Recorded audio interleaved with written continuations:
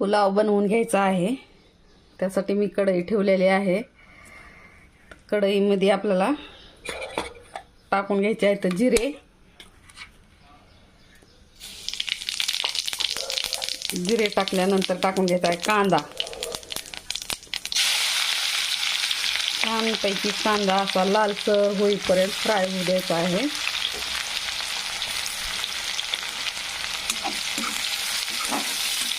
छान कांदा फ्राय झाल्यानंतर यामध्ये हिरवी मिरची टाकून घेऊ।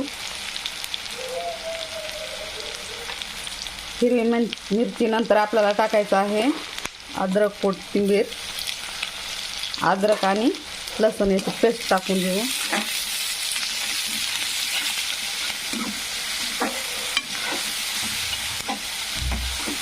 त्यानंतर आपल्याला टाकून घ्यायचा आहे बटाटा। मी भाज्याचा जास्त वापर केले नाही, भाज्या तर स्किप केलेल्या आहेत, तर फक्त टाकून घेतलेला आहे बटाटे। तर आता असं छान लालसर होऊ द्यायचं। लालसर झाल्यानंतर आपल्याला त्यामध्ये काजू टाकून घ्यायचे आहेत।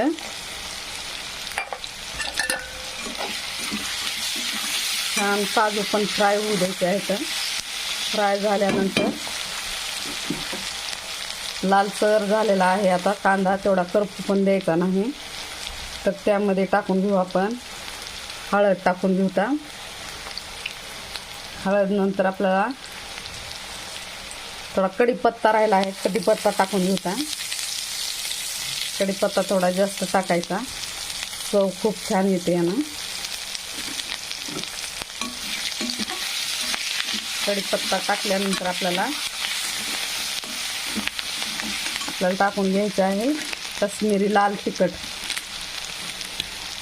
यामुळे कलर खूप सुंदर येतो, पचायला छान असतो, हे सोपा असतो पचायला।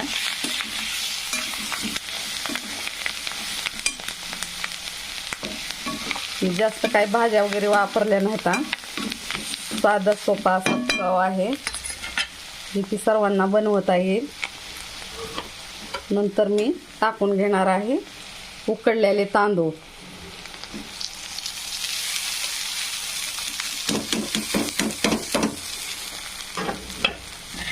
छानपैकी उकडलेले तांदूळ असे टाकून घेऊन मिक्स करून घ्यायचं।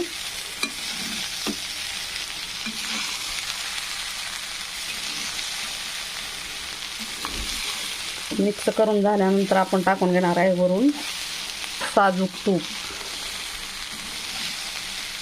आणि याला 10 मिनिटं फक्त वाफेवरती प्लेट ठेवून घ्यायचं आहे 10 मिनिटं। तांदूळ असे छान उकडून झालेले आहेत। व्हेज पुलाव आपला मस्तपैकी असा रेडी आहे।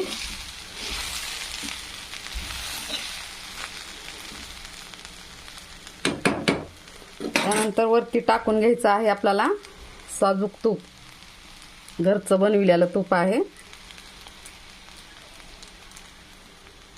तूप थोडं जास्त टाकायचं, त्यामुळं चव खूप भारी येते आणि टेस्टी लागते।